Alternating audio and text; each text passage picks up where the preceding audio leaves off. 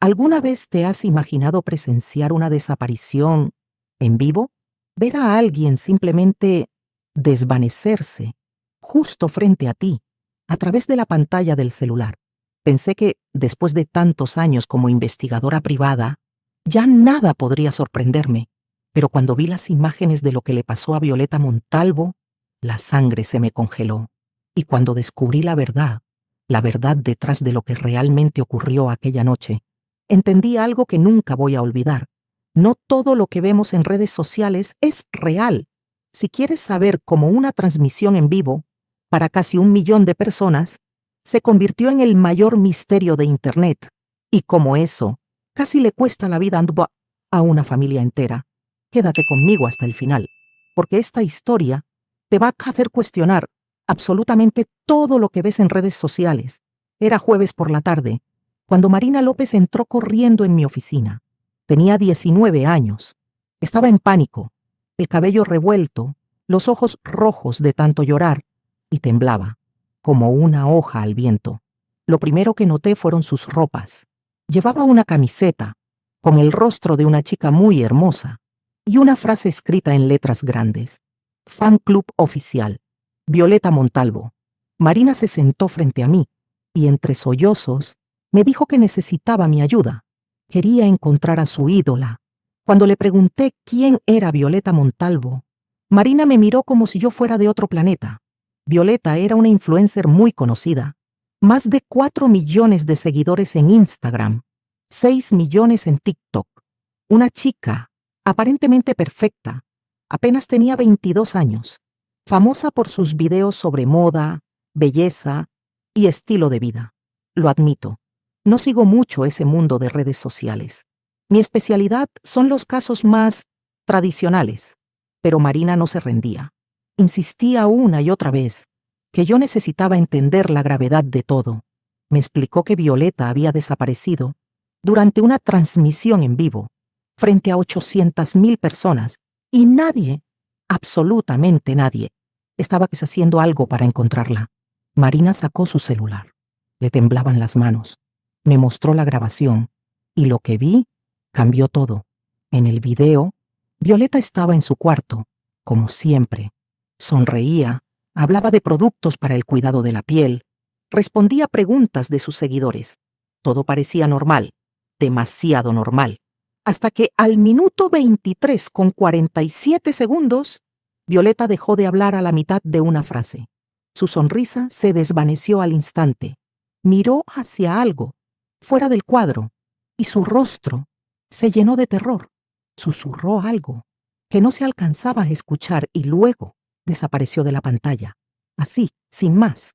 La cámara siguió grabando el cuarto vacío por 3 minutos más, hasta que alguien la apagó. 800,000 personas vieron todo. Los comentarios se llenaron de gritos, confusión, pánico, desesperación. Pero lo más perturbador vino después. En un comunicado oficial, la familia de Violeta aseguró que ella estaba bien, que no había ningún motivo para alarmarse. Marina me miró con lágrimas en los ojos. Me dijo que conocía a Violeta desde hacía 3 años.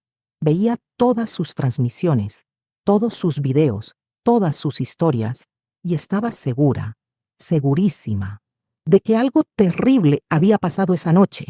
Y como descubriría en los días siguientes, Marina tenía más razón de la que imaginaba. Acepté el caso de Marina, con cierta resistencia, lo confieso. Investigar la desaparición de una influencer no era exactamente mi especialidad. Estaba acostumbrada a casos de infidelidad, fraudes y secretos familiares más tradicionales, pero había algo en la grabación de aquella transmisión que no lograba sacarme de la cabeza. El terror en el rostro de Violeta Montalvo era demasiado real, demasiado genuino. No era una actuación. Marina me entregó toda la información que había logrado reunir sobre Violeta y su familia. Los Montalvo eran una familia adinerada de la Ciudad de México. El padre, Eduardo Montalvo, era dueño de una cadena de hoteles de lujo. La madre, Patricia, era una socialité reconocida en los círculos de la alta sociedad. Violeta era hija única. Al menos, eso era lo que todos creían. Marina me mostró cientos de fotos y videos de Violeta De los últimos 3 años, la chica realmente parecía tener una vida perfecta. Ropa de diseñador, viajes a destinos exóticos, un apartamento lujoso, autos importados, pero cuanto más analizaba el material, más notaba pequeños detalles que me incomodaban. En todas las fotos familiares, Violeta se veía distante. No había esa complicidad natural que existe entre padres e hijos cercanos. Las sonrisas eran forzadas, los abrazos, posados. Y había otro detalle, inquietante. En 3 años de contenido, Violeta jamás había mostrado el interior de la casa familiar. Siempre grababa en su apartamento, en estudios o en locaciones externas. Nunca en la mansión de los Montalvo. Para una influencer que compartía cada detalle de su vida, eso era sospechoso. Decidí comenzar mi investigación por la propia familia.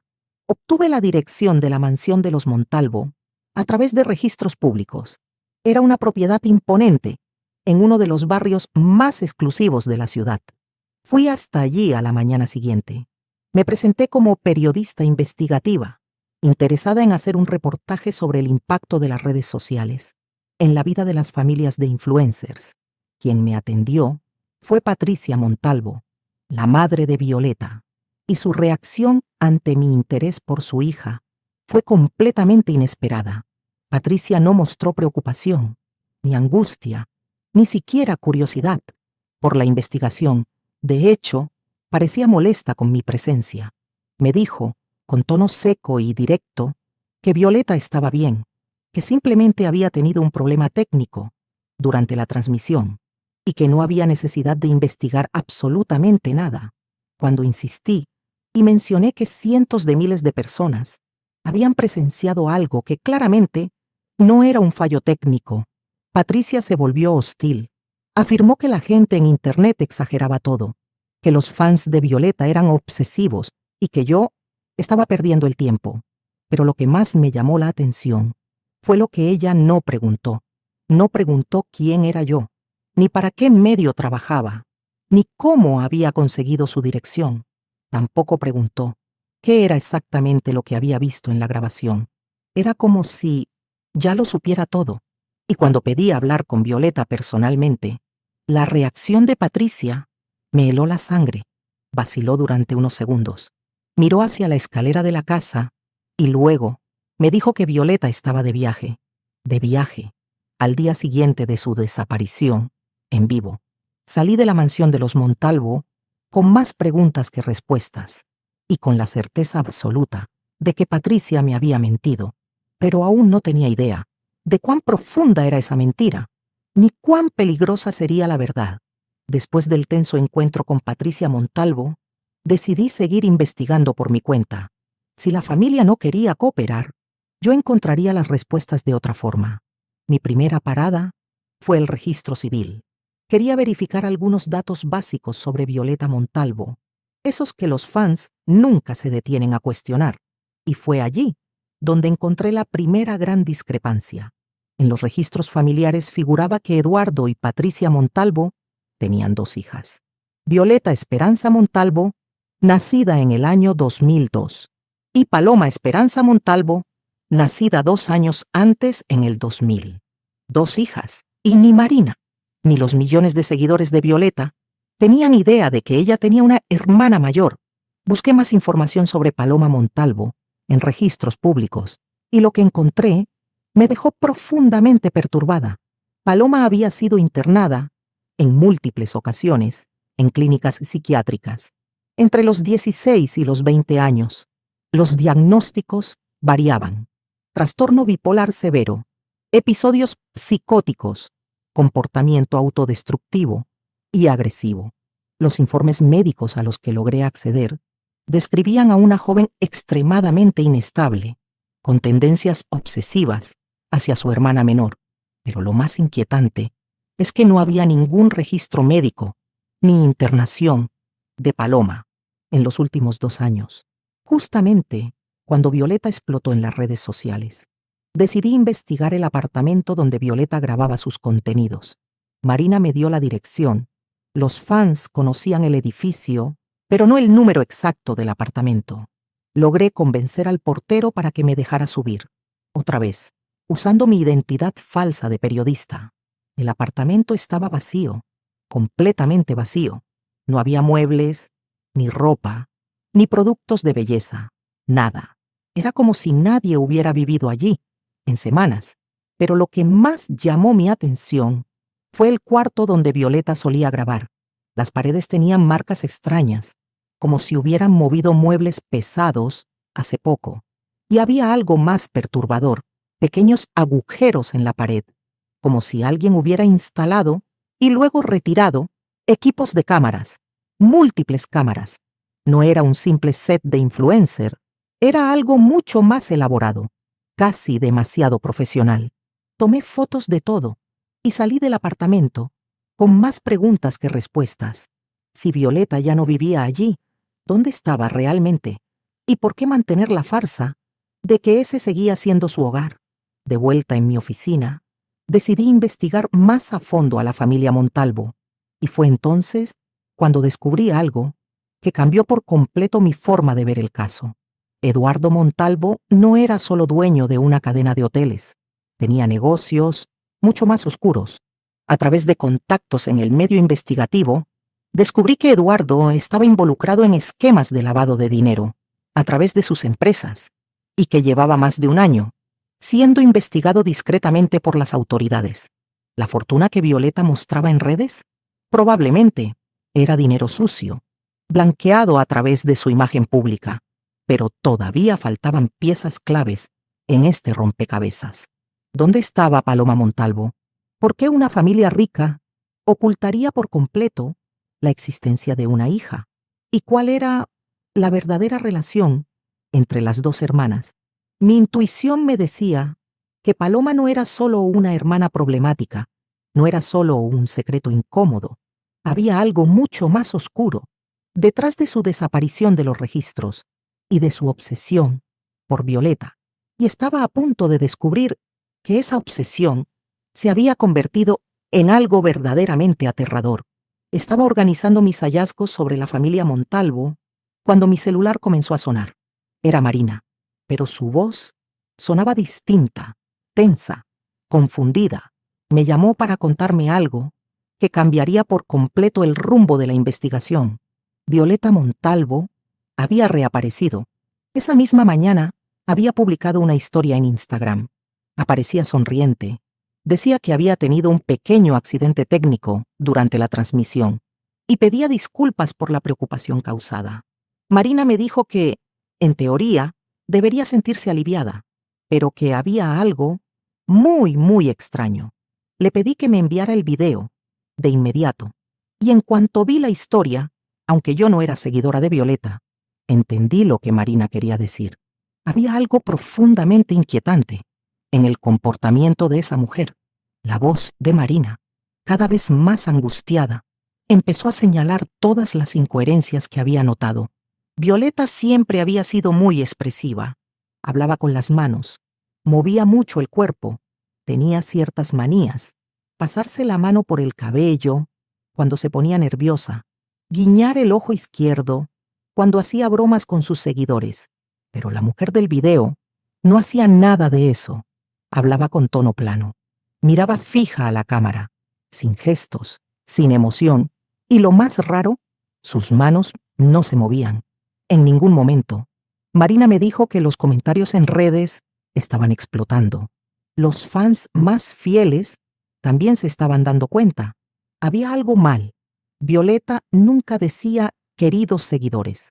Siempre usaba su expresión típica, mis amores, y no mencionó nada sobre su café helado de cada mañana, ni sobre su costumbre de reorganizar el closet cuando estaba ansiosa. Detalles pequeños, pero que los fans conocían de memoria. Y había otro punto, aún más alarmante. Violeta tenía una cicatriz pequeña en la frente, casi invisible, pero siempre se notaba en los close-ups. Había contado muchas veces que era de un accidente en la infancia. En el nuevo video no había cicatriz, ninguna. Marina me envió capturas de los comentarios más perturbadores. Esa no es nuestra Violeta. ¿Dónde está la cicatriz? ¿Por qué no habló del café? Siempre lo menciona. Se mueve diferente. ¿Dónde están sus gestos de siempre? Se dieron cuenta de que no parpadeó ni una vez. Vio siempre lo hacía. Pero hubo un comentario que me dejó helada. Era de una fan que decía seguirla desde hacía 4 años. Esa mujer no conoce a la Violeta que nosotros conocemos. Está tratando de imitarla, pero no sabe los detalles que solo los verdaderos fans notarían. Aunque yo no conocía bien el contenido de Violeta, podía ver con claridad que Marina y los demás tenían razón. Esa no era la misma persona. Era alguien, tratando de hacerse pasar por ella. ¿Pero quién? Y considerando todo lo que ya sabía de los Montalvo, los negocios turbios, la hermana desaparecida de los registros, el apartamento vacío, las piezas comenzaban a encajar, pero aún no lograba ver el cuadro completo. Llamé de nuevo a Marina y le pedí que hiciera algo arriesgado, pero necesario. Quería que comentara en la próxima publicación de Violeta y que hiciera una pregunta muy específica, una pregunta que solo la verdadera Violeta sería capaz de responder. Algo íntimo, un momento especial, que solo había compartido con sus fans más cercanos. Si mi sospecha era cierta, la respuesta, o la falta de ella, confirmaría nuestros peores temores y me daría la prueba que necesitaba para descubrir dónde estaba la verdadera Violeta Montalvo, si es que aún seguía viva. Al día siguiente, del regreso de Violeta, Marina me volvió a llamar. Su voz temblaba de ansiedad. Había hecho la prueba que yo le había sugerido. En una publicación reciente de Violeta, Marina dejó un comentario. Preguntó por Luna. Dijo que extrañaba las historias sobre ella. Una pregunta inocente para cualquier persona común. Pero para los verdaderos fans, Luna significaba algo especial. Luna era el nombre de la perrita que Violeta había tenido en su infancia. Murió cuando Violeta tenía 12 años. Una historia íntima que ella había compartido una sola vez, en una transmisión en vivo. Fue hace 2 años. Un seguidor le preguntó cuál había sido el mayor trauma de su infancia, y Violeta rompió en llanto. Contó cómo la pérdida de Luna había sido su primer encuentro real con la muerte, con el dolor. Era una memoria imposible de borrar, profunda, personal. Pero la respuesta de la Violeta actual fue escalofriante. Escribió: «Hola, amor, no sé de quién hablas. Debes estar confundiéndome con otra persona. Besitos». Marina quedó en shock. No era posible. Violeta jamás habría olvidado a Luna. Literalmente, era imposible. Pero eso no fue todo. Otros fans comenzaron a hacer sus propias pruebas en los comentarios. Uno preguntó por el primer novio de Violeta. Ella respondió que nunca había tenido novio en la escuela, pero Violeta había contado muchas veces sobre su relación de 2 años con un chico llamado Diego durante la secundaria.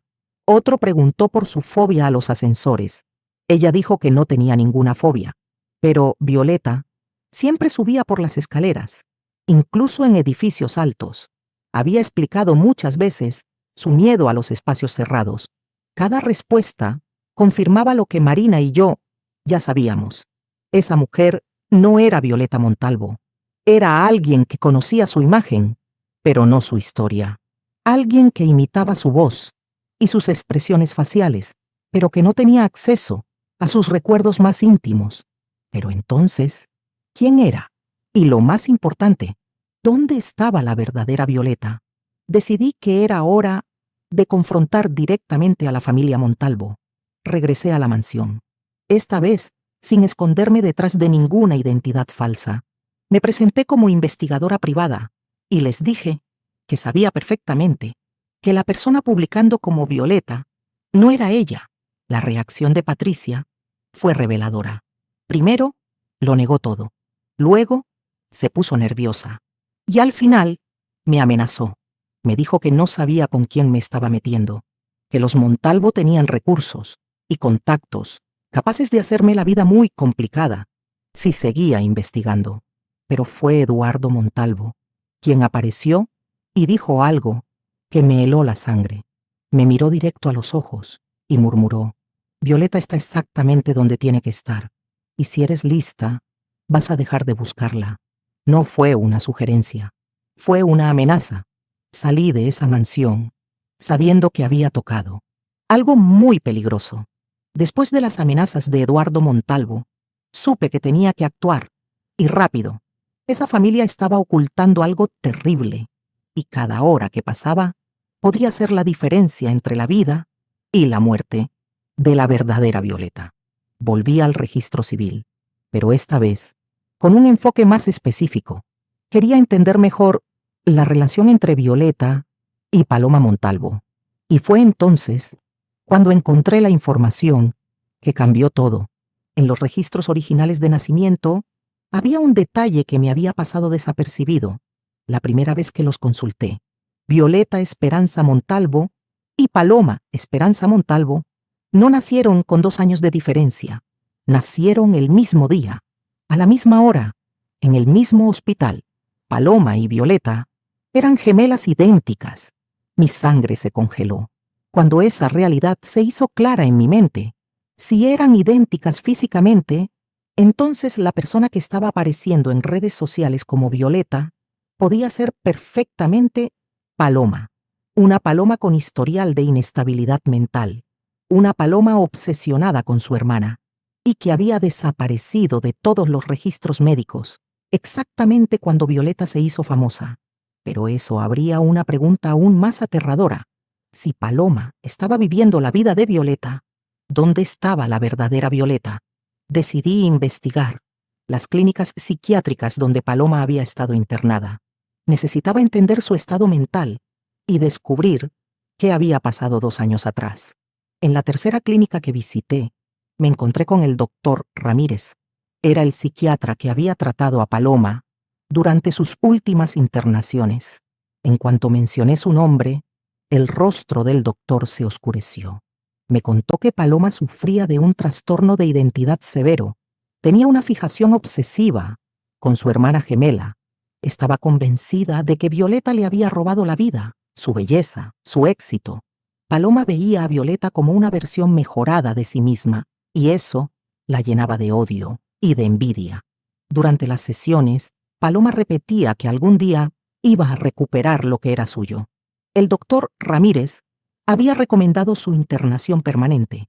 Dijo que representaba un peligro real para Violeta, pero 2 años atrás, Eduardo Montalvo retiró a su hija de la clínica, en contra de toda recomendación médica. Desde entonces, el doctor nunca volvió a ver a Paloma, y ahora yo entendía el plan macabro de los Montalvo. Estaban usando a Paloma para reemplazar a Violeta. Pero, ¿por qué? ¿Qué había ocurrido con Violeta que los obligó a buscar una sustituta?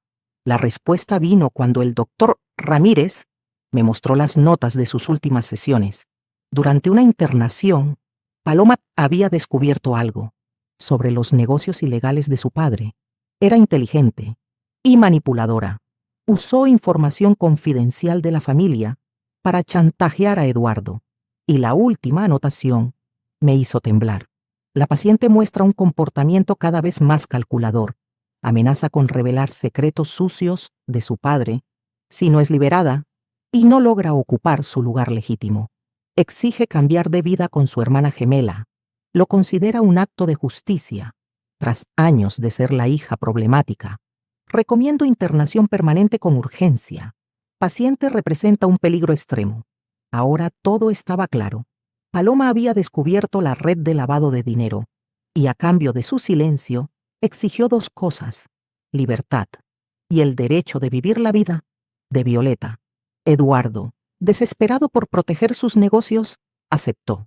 Paloma consiguió lo que siempre quiso: robar la vida de la hermana perfecta. Pero la pregunta más importante seguía sin respuesta. ¿Dónde estaba la verdadera Violeta? ¿Dónde la tenían? ¿Y hasta dónde estaba dispuesta a llegar Paloma para sostener su mentira y su venganza? Después de la conversación con el doctor Ramírez, salí de la clínica sabiendo que había descubierto una verdad aterradora, pero también sabía que estaba lidiando con personas extremadamente peligrosas. Eduardo Montalvo no era solo un empresario corrupto, era un hombre capaz de sacrificar a su propia hija para proteger sus crímenes. Y Paloma era una psicópata.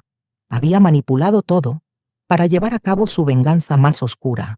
Pero yo necesitaba pruebas concretas, pruebas sólidas, antes de involucrar a las autoridades. Tenía que encontrar a Violeta. Pasé los siguientes 2 días observando la mansión de los Montalvo desde lejos, intentando identificar patrones en la rutina de la familia, y fue entonces cuando noté algo extraño. Cada mañana, alrededor de las 6, un hombre que no reconocía salía de la mansión. Llevaba una bolsa grande y regresaba 1 hora después. El tercer día, decidí seguirlo.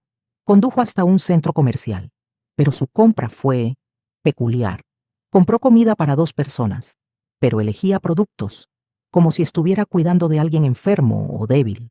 Sopas, medicamentos para el dolor, vitaminas, bebidas isotónicas y algo más que me llamó profundamente la atención. Productos de higiene femenina, incluyendo shampoo para cabello teñido. Violeta era rubia natural. ¿Por qué alguien en esa casa necesitaría productos para cabello teñido? Seguí al hombre de regreso a la mansión. Lo vi entrar por la parte trasera, llevando todas las compras. Esperé hasta el final de la tarde y decidí arriesgarme. Llamé a la mansión de los Montalvo, pidiendo hablar con Patricia. Cuando atendió, me presenté como representante de una marca de cosméticos. Le dije que queríamos una colaboración con Violeta. La reacción de Patricia fue inmediata y reveladora. Se puso nerviosa, empezó a tartamudear. Dijo que Violeta no estaba disponible para colaboraciones, porque estaba pasando por un proceso de renovación personal. Renovación personal. Qué forma tan interesante de describir un cambio de identidad forzado. Insistí. Le dije que la marca pagaría bien, que solo queríamos una reunión rápida. Patricia se volvió agresiva. Me dijo que debía comunicarme a través de los canales oficiales de Violeta, y me colgó sin más. Pero durante la llamada, escuché algo que me heló la sangre, un sonido apagado, como si alguien golpeara una pared o una puerta. Repetitivo, desesperado. Era el sonido de alguien intentando llamar la atención. Esa noche tomé una decisión arriesgada.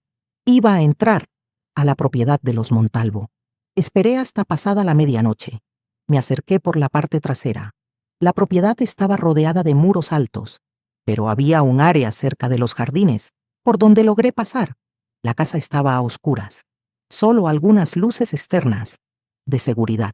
Empecé a examinar la estructura de la mansión, buscando señales, algún indicio de dónde podrían estar ocultando a Violeta. Y fue entonces cuando vi algo que no había notado antes. Había una construcción separada, al fondo del terreno. Parecía una casa de huéspedes o una oficina, pero todas las ventanas estaban cubiertas con persianas y había algo más. Tenía rejas nuevas. Me acerqué con cuidado y pegué el oído a la pared.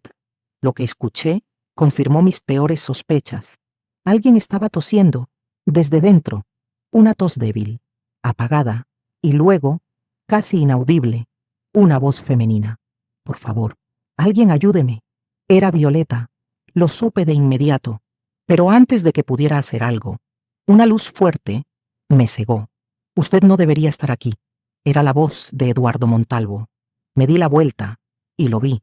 Estaba acompañado por 2 hombres grandes, seguridad privada o algo peor. Eduardo se acercó a mí. Su expresión era fría, calculadora. Me dijo que había cometido un error muy grave al invadir su propiedad, que eso era ilegal, y que tenía todo el derecho de denunciarme o hacer algo peor. Intenté mantener la calma. Le dije que solo estaba cumpliendo con mi trabajo, que investigaba la desaparición de una joven. Eduardo rió, pero no era una risa auténtica. Era seca, vacía. Me dijo que sabía exactamente quién era yo y lo que había estado haciendo desde el primer día, que había ordenado investigarme y que ahora sabía todo sobre mi vida, mi trabajo, incluso dónde vivía. Dijo que yo no era más que una detective de segunda categoría, especializada en infidelidades, y que estaba muy fuera de mi liga. al intentar investigar a su familia, pero fue lo que dijo después lo que me dejó paralizada. Eduardo explicó que su familia tenía los recursos y los contactos suficientes para hacer desaparecer a alguien, si era necesario, y que si yo no paraba inmediatamente, iba a descubrirlo en carne propia. Los dos hombres se acercaron más. Uno de ellos llevó la mano al interior del abrigo. Estaba armado. Eduardo siguió hablando. Dijo que me ofrecería una única oportunidad, la única salida, para que me fuera viva. Debía abandonar la investigación, devolver el dinero que Marina me había pagado y nunca más volver a mencionar el apellido Montalvo. A cambio, él me dejaría salir y seguir con mi vida mediocre, investigando esposos infieles. Le pregunté qué le habían hecho a Violeta. Eduardo sonrió, de esa forma tan siniestra, y dijo que Violeta estaba exactamente donde debía estar, que había intentado destruir su familia y que ahora estaba pagando las consecuencias, y que si yo era inteligente, no seguiría el mismo camino. Uno de los hombres se acercó aún más. Su mano seguía dentro del abrigo. Eduardo me dio 24 horas. 24 horas para tomar una decisión. Salir de la investigación y guardar silencio, o enfrentar las consecuencias. Cuando salí de la propiedad, escoltada por los hombres de Eduardo, mi mente iba a 1000 por hora. Había encontrado a Violeta. Estaba viva, pero claramente en estado crítico. Y ahora yo era un blanco. Estaba en la mira de una familia capaz de cometer los crímenes más impensables. Pero había algo que Eduardo Montalvo no sabía sobre mí. Yo nunca abandono un caso, y mucho menos cuando hay una vida inocente en juego. Si ellos pensaban que podían detenerme con amenazas, estaban muy equivocados. Esta guerra apenas comenzaba. Llegué a casa esa madrugada sabiendo que solo tenía 2 opciones: abandonar el caso y dejar que Violeta muriera, o enfrentar a una familia criminal que ya había demostrado ser capaz de cualquier cosa. Para mí no había opción, pero también entendía que ya no podía seguir sola. A la mañana siguiente, llamé a Marina. Le conté todo lo que había descubierto. Su reacción fue de puro shock, y luego vino una determinación que me sorprendió.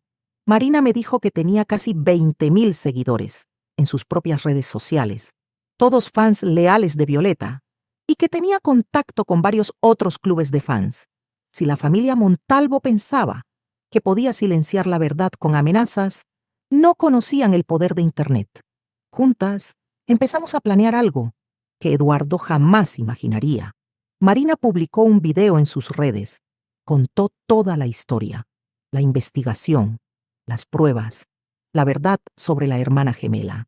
El video se volvió viral en cuestión de horas. La etiqueta "Vire salven a Violeta" se hizo tendencia mundial.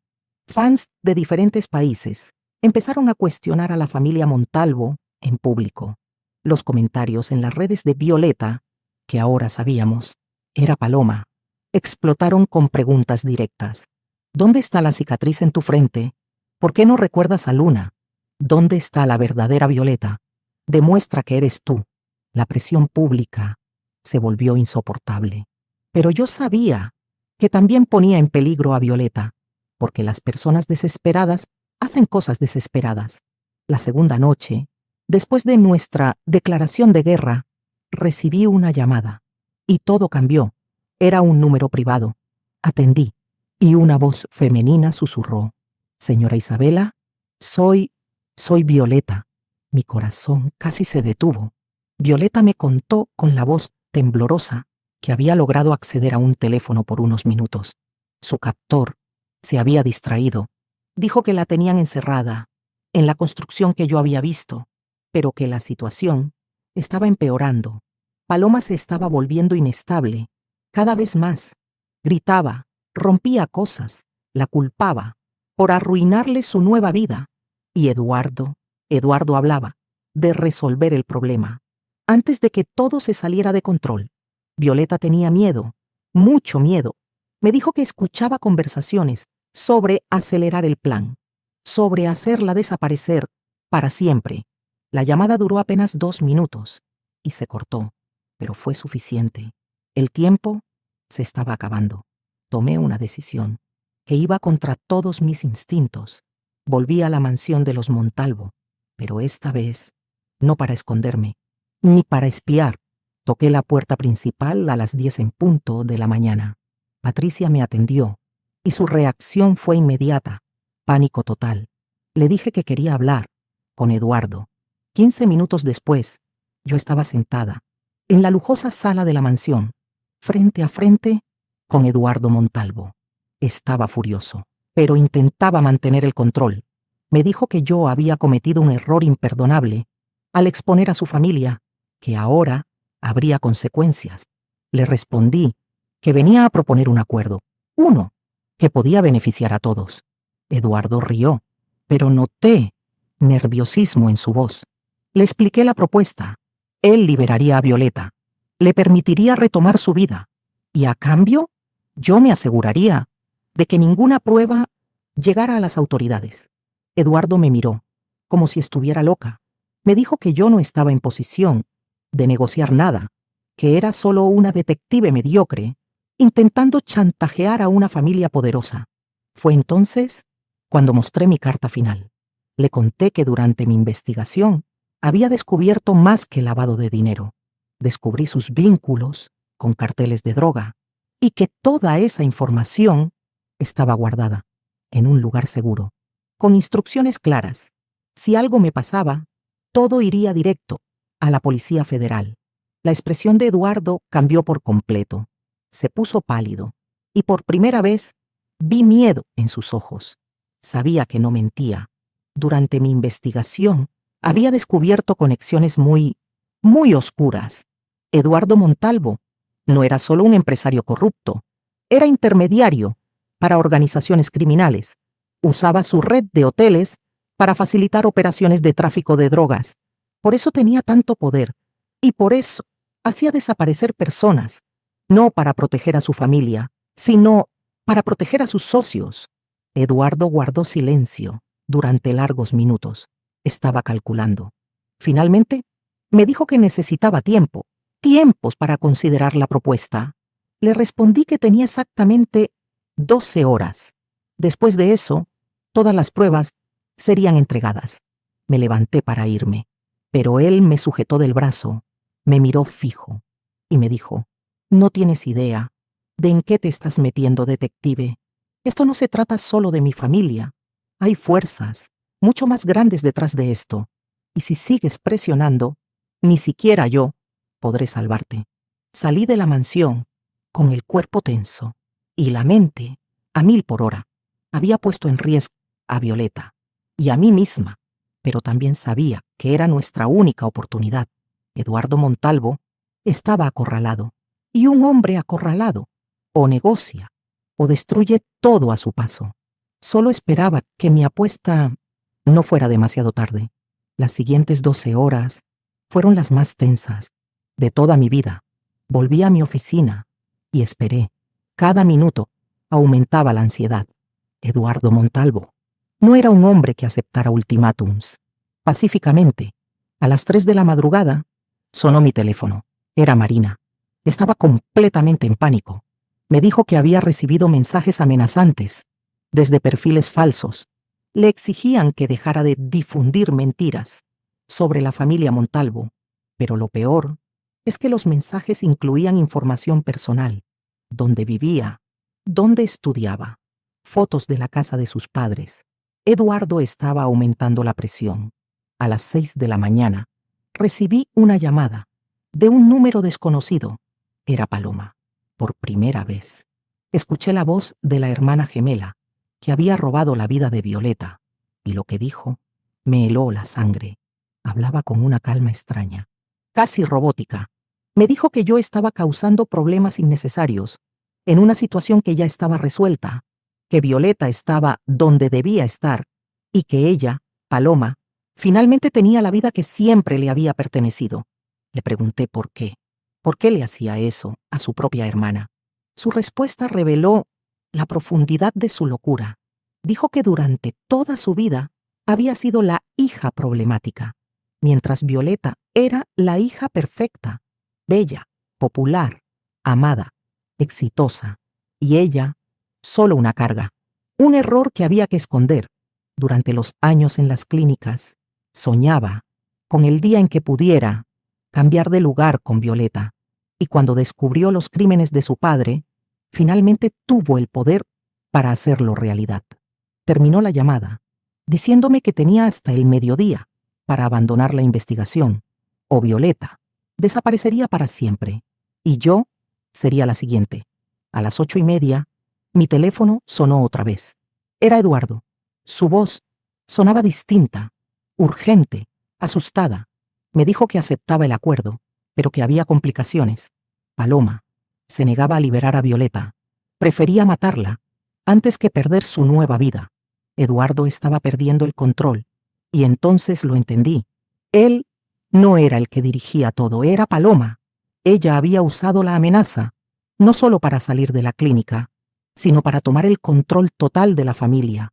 Eduardo era tan prisionero como Violeta.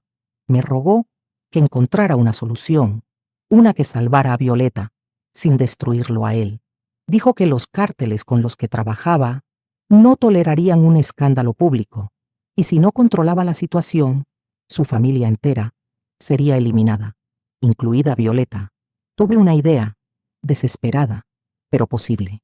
Le dije a Eduardo que solo había una forma de resolver esto. Paloma quería ser Violeta, entonces que siguiera siéndolo, pero la verdadera Violeta sería liberada en secreto, con otra identidad, lejos del país. Eduardo podría decirle a los cárteles que Violeta había aceptado mantenerse en silencio, a cambio de libertad y fama. Todos ganarían. Paloma tendría la vida que deseaba, Violeta estaría viva, y Eduardo protegería sus secretos.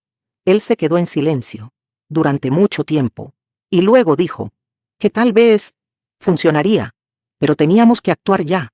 Esa noche, Paloma planeaba terminar con todo. Marcamos una reunión a las 3 de la tarde, en un lugar neutral, pero cuando llegué, supe que había cometido un error fatal. Eduardo no estaba solo. Había 3 hombres con él, y todos estaban armados. La expresión de Eduardo no era de alguien dispuesto a negociar. Era la cara de quien ya había tomado una decisión: eliminar el problema. Se acercó a mí, sonriendo, con frialdad. Me dijo que lo había pensado mejor, y que yo sabía demasiado, que la única forma de proteger a su familia era asegurarse de que yo nunca más hablara de los Montalvo. Uno de los hombres se puso detrás de mí, y entendí que no iba a salir de allí, con vida. Pero entonces algo inesperado. Sirenas. Muchas sirenas, carros de la Policía Federal, rodearon el lugar en segundos. Eduardo gritaba. Decía que era una trampa, y lo era, pero yo no la había armado. Vi a Marina bajando de uno de los vehículos. Estaba con los agentes. Corrió hacia mí y me abrazó, llorando. Me explicó que, al no lograr contactarme, se había desesperado. Tomó todas las pruebas que yo le había compartido y las llevó directamente a la Policía Federal. Los agentes decidieron actuar rápido. Eduardo Montalvo fue arrestado en el acto, con sus hombres, pero no era el final. La operación aún no había terminado.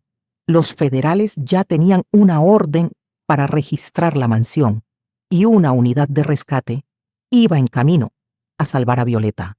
Después de días de terror, de amenazas, de mentiras y de muerte, Violeta Montalvo por fin sería libre. Acompañé a los agentes federales hasta la mansión de los Montalvo, en uno de los vehículos policiales. Mi corazón latía con fuerza, no solo por el alivio de seguir con vida, sino por la ansiedad de saber si llegaríamos a tiempo para salvar a Violeta. Durante el trayecto, el agente a cargo me explicó que Marina había entregado pruebas suficientes para emitir órdenes de arresto contra toda la familia. Además de los crímenes contra Violeta, las investigaciones sobre lavado de dinero y vínculos con cárteles estaban mucho más avanzadas de lo que imaginaba. Eduardo Montalvo había estado bajo vigilancia durante meses, Mi investigación solo aceleró el proceso. Al llegar a la mansión, Patricia Montalvo fue arrestada de inmediato. No se resistió, pero estaba visiblemente en shock. No paraba de repetir que no sabía nada y que solo quería proteger a su familia. Pero nuestra prioridad era encontrar a Violeta. Los agentes fueron directo a la construcción al fondo de la propiedad, donde días antes yo había escuchado su voz. Cuando llegamos a la puerta, escuchamos gritos. Era Paloma. Estaba completamente fuera de sí. Gritaba que no podían arrestarla, que ella era Violeta Montalvo, que todo era un malentendido. Su voz era aguda, desesperada, irreconocible. Los agentes rompieron la puerta, y lo que vimos dentro fue aterrador.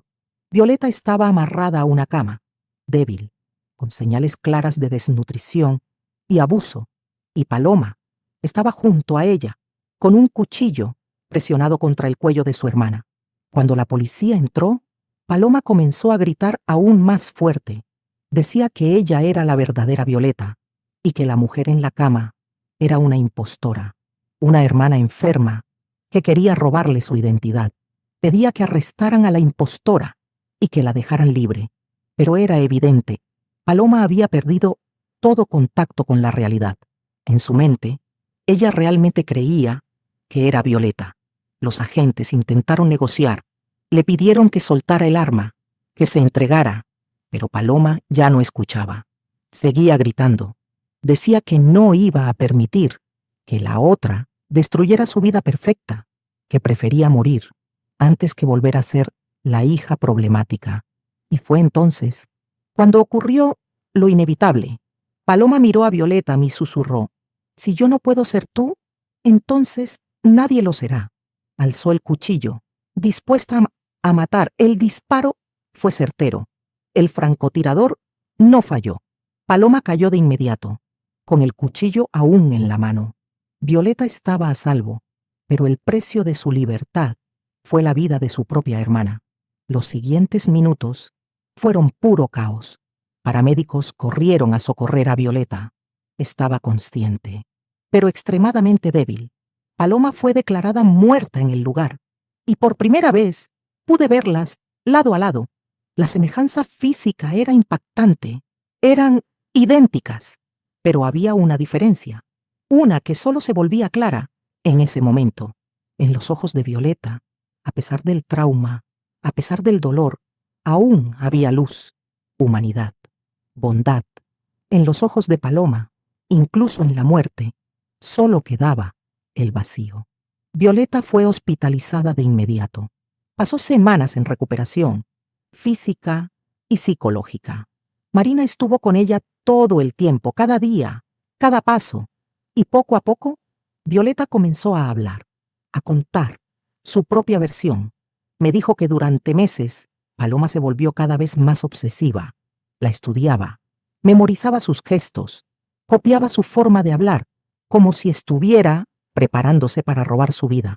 Cuando hizo la amenaza, Violeta quiso resistirse, pero Eduardo le explicó que si no cooperaba, no solo ella moriría, toda la familia sería eliminada por los cárteles. Violeta aceptó convertirse en prisionera para proteger a quienes amaba, incluso sabiendo que Paloma la odiaba y que tarde o temprano intentaría matarla. Hoy, 2 años después, Violeta volvió a las redes sociales, pero ya no es la misma. El trauma la cambió para siempre. Ahora usa su voz para hablar sobre salud mental, violencia doméstica y la importancia de pedir ayuda.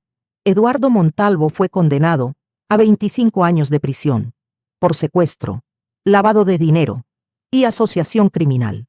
Patricia recibió una pena menor, cooperó con la justicia.